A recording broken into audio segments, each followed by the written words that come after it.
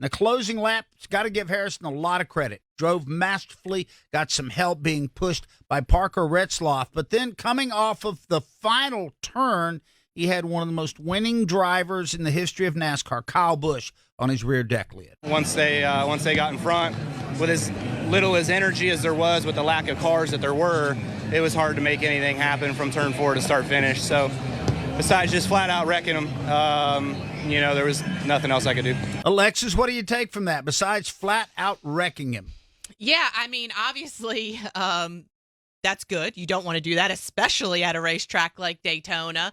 But we were talking in the break that, I don't know if, Kyle Busch is one of, in my opinion, personally, the best race car drivers that we have had in a long time, especially in this era. Ever. However, ever. Yes, I'm going to say ever. I'll say ever. Ever. Absolutely. But speedway racing, it has not really ever been his forte, So there probably are some things that he could have done differently, which, the former driver to my right could probably speak more to. But yes, thankfully he did not wreck him, because that would have caused just too much. And I say this because I am the world's, I will say that, I hate, and I try never to do it, to second guess what a driver does. I question what they do. Sure. But I'm not going to second guess, because I'm not sitting in that car. I'm not getting banged on in the back. I'm not getting banged on the side. I'm not looking out that front. So you can't second guess where his head is. But what fascinated me was that Kyle never moved off the bottom of the racetrack and never got away. He stuck with Christopher Bell. Yeah. Those two stuck together.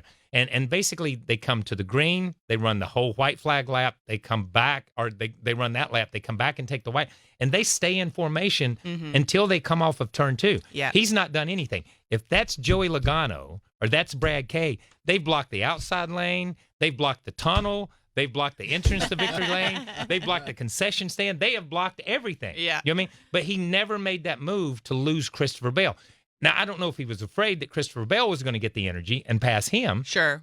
If that's what if he was playing defense more so than he was playing offense, but he never played offense. For a lap and a half, there was no offense from Kyle Busch. And then he tried to make offense at the end. But Parker Retzlaff, who is the star of this show, he is. I'm telling you, no matter what, he did a phenomenal job as a young driver, putting himself in position to do it. He pushed Harrison, and Harrison took control of the race. Harrison came to the inside. Harrison went to the wall. Harrison did everything he could to protect that lead. So I've got a tip of the hat to Harrison, because he has seen speedway racing on TV. I watched Kyle Busch. It's like the first speedway race he had ever seen. I'm sorry. I hate to be that honest with it, but he didn't make a move. Yeah, I mean, look, I've been watching speedway racing for a long time, as you guys have, and it seems like to me that the best play in that situation is when you get to the white flag, like all bets, there are no more partners. Right. There are no more teammates. It is every man for himself, and I believe, there was a lot of chatter after the race was over about Parker not going with Kyle or doing something to help Kyle because of the fact that there's an alliance there between those teams.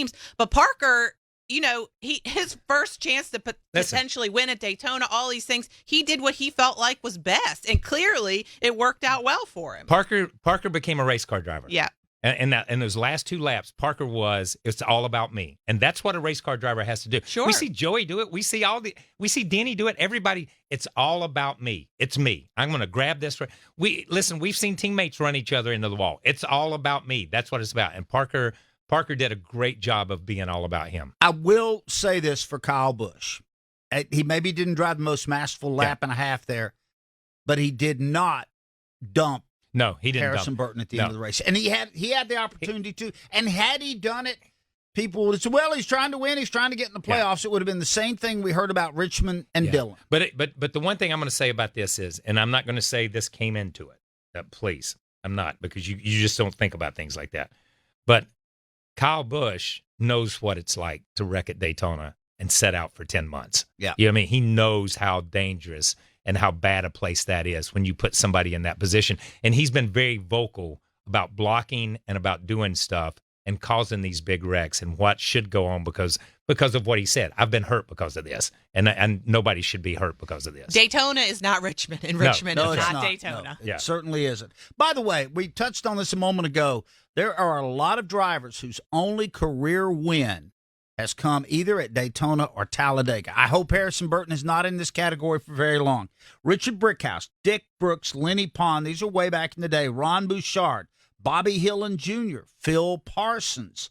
Harrison Burton is now on that list. Trevor Bayne, Greg Sacks, who possibly wanted the most cheated up car ever in the history of Daytona. Hey, he's got the W. That's all that matters. He does have the W. I'm sure there are people right now. Was it cheated? Yeah. Yeah, it was.